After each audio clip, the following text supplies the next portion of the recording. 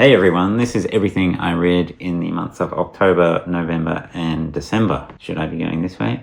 I actually didn't read all that much, and that was for two reasons. The first reason, I went to Middle Earth. That means New Zealand. We spent 3 weeks travelling around New Zealand. It was mostly the southern island. I didn't get up to Hobbiton, unfortunately. That was a bit too far out of our itinerary. But we went to heaps of Lord of the Rings locations, and you can see the photos. New Zealand just has incredible scenery. We got to do the Milford Track. We went to Mount Cook. We got to heli hike up to a glacier, and we got to reenact some Lord of the Rings scenes.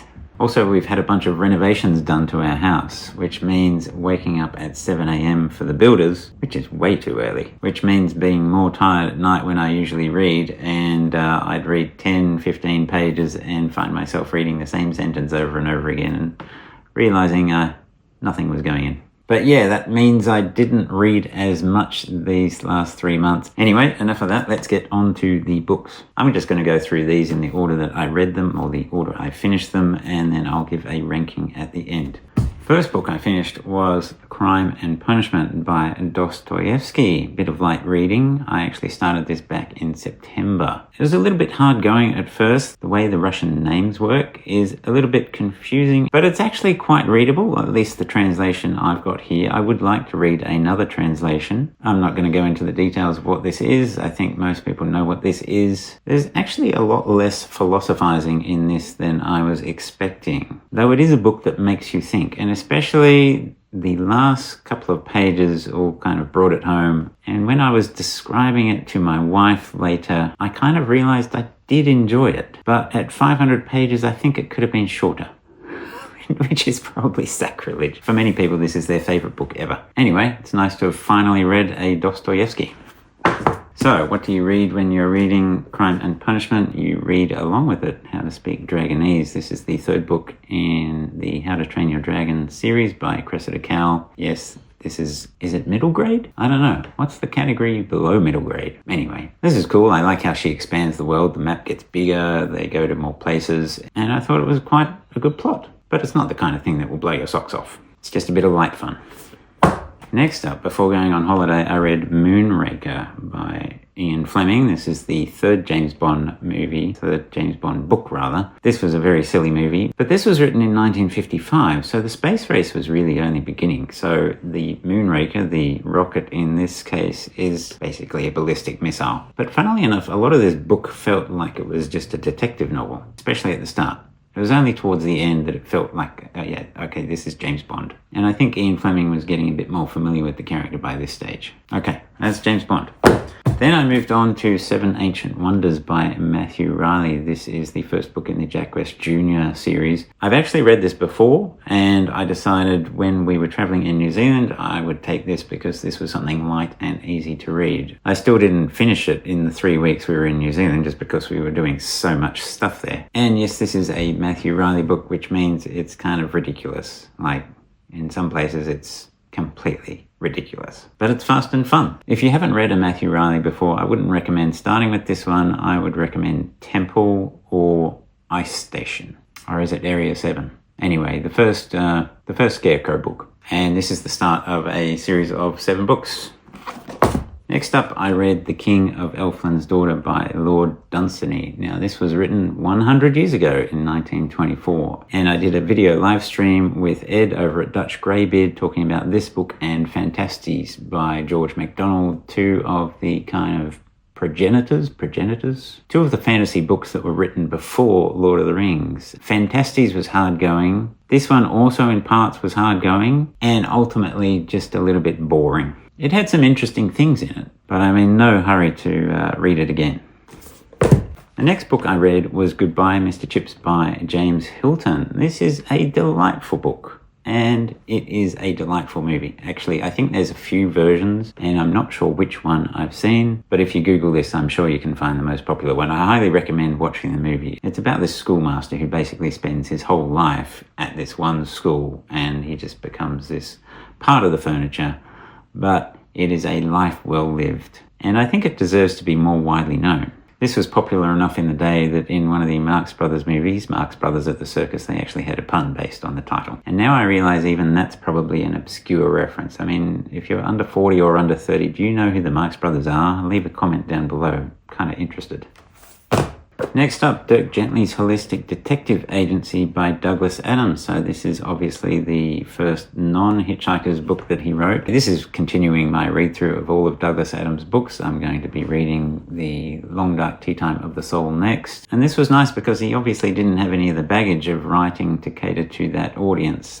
This one is not quite as humorous as Hitchhiker's, but it is still humorous. And it's a very well-plotted, very carefully constructed story. There's all sorts of mysteries, and they all kind of resolve themselves at the end. Although right at the ending, I didn't quite understand one of the things, and it was only by looking on Wikipedia that I was able to understand it, because the ending did rely on knowing a bit about Samuel Taylor Coleridge. And I don't know about you, but I'm not that well educated. Anyway, if you enjoyed the first Hitchhiker's novel but then didn't enjoy the rest, I would say still give this one a go because it's much better plotted than the Hitchhiker's novels. Yeah, looking forward to the next one.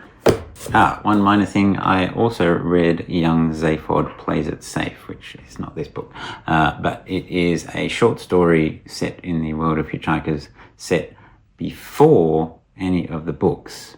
It's about 20 pages and it was fine.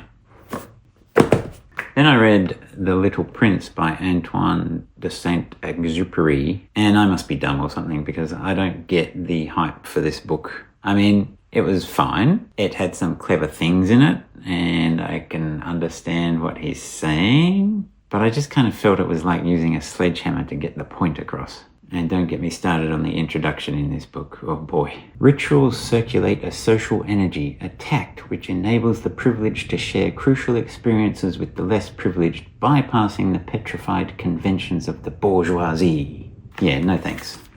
Next up, I read the second Fighting Fantasy book. So I'm reading through all the Fighting Fantasy books. This is specifically by Steve Jackson, and this is an expansion on the ideas from the first book. Steve Jackson's Fighting Fantasy books have a bit of a more complex structure than Ian Livingstone's. There's kind of more choices and a kind of extra difficulty. This one suffers a little bit from the one true path problem, but otherwise it's quite fun. And then the last book I read, or rather the last book I finished, was The Reason for God by Tim Keller. Now, this is a fantastic book. This book, to my mind, takes the place of Mere Christianity by C.S. Lewis. This is really the book I would recommend if you're at all interested in Christianity, if you're a skeptic, if you're an atheist, even if you're a believer. This deals with doubt from both sides, both from atheist side and from the Christian side. And what are the really hard questions that both sides have to deal with when thinking about the meaning of life and whether God exists? How do you deal with the problem of evil? What about science versus the Bible? How can you say there's only one true religion? And Tim Keller was a pastor in a church in New York, so he was dealing with very intelligent young urban professionals who were asking these kind of hard questions for many years. And so he wrote this book. If you're interested in getting a flavour for what is in here, you can search Tim Keller on YouTube. There's heaps of videos. He gave a talk at Google. He gave talks at various places. And of course, he's got his sermons on there as well. This is just a fantastic book. Okay. One more thing I finished was the D&D Starter Set.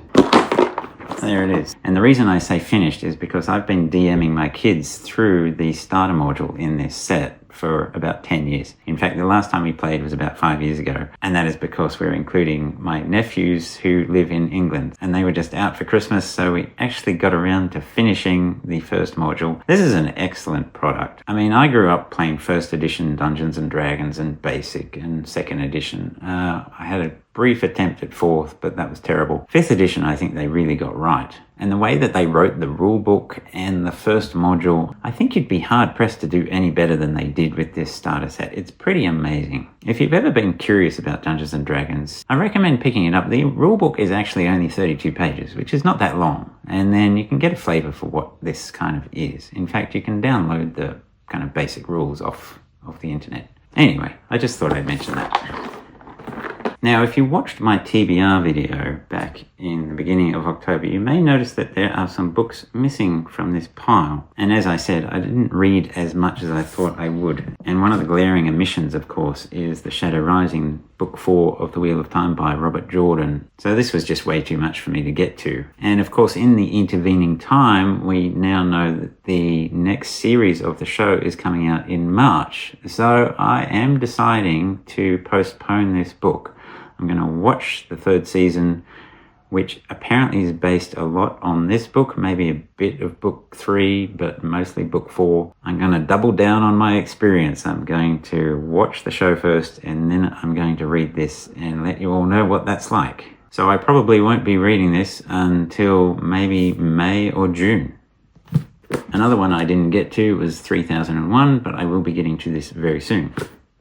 And the last one is The Amber Spyglass by Philip Pullman, his Dark Materials, Book 3. I am reading this as we speak, so I'm about 150 pages in, thoroughly enjoying it. So you'll see this talked about in my TBR video.